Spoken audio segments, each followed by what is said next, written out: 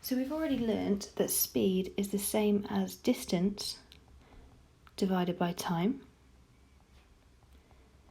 And so if we were to make a formula triangle out of this information, because it's distance divided by time, and this in the formula triangle is our divide sign, that means the d needs to be on the top and t needs to be underneath so that we get distance divided by time, and then speed has to go in the remaining position.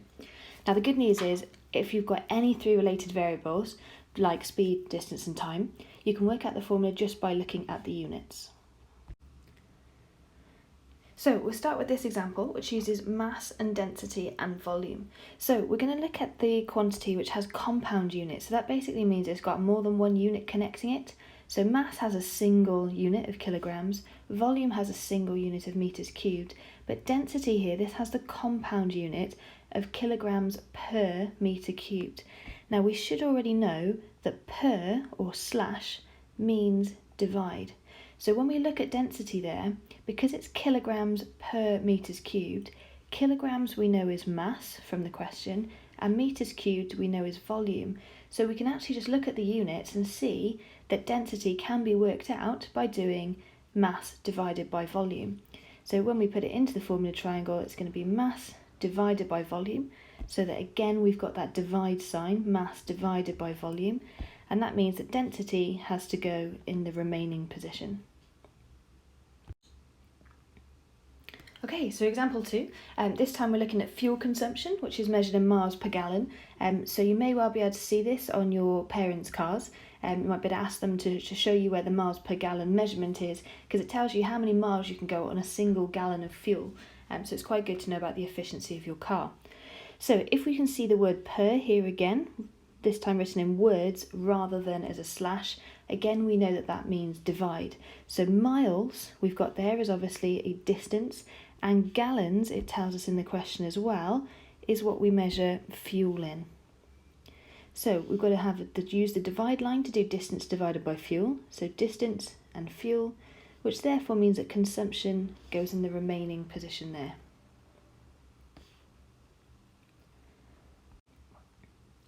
So you're probably starting to notice the pattern.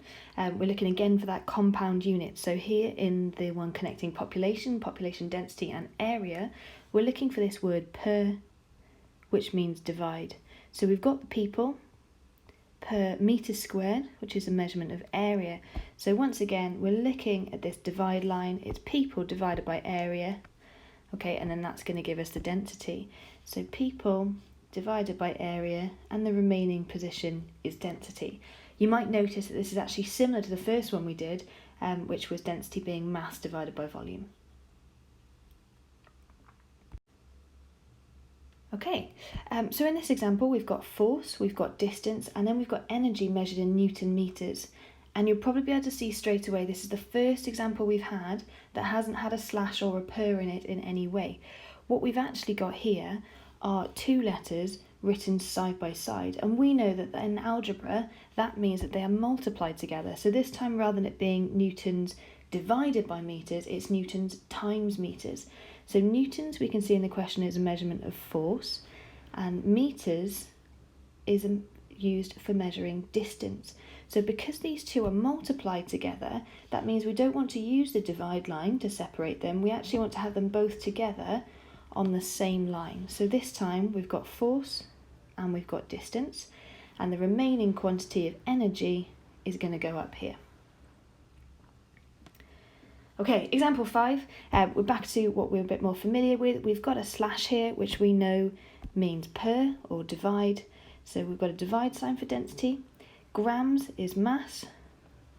Centimetres cubed is volume. So we've got mass divided by volume, and density goes in the remaining position. So that's it. It's going to help you hopefully in physics as well, that if you've got any three quantities, even if you can't remember what the formula is, there's quite a few to remember, look at the units and it will help you figure out where they go in the formula triangle.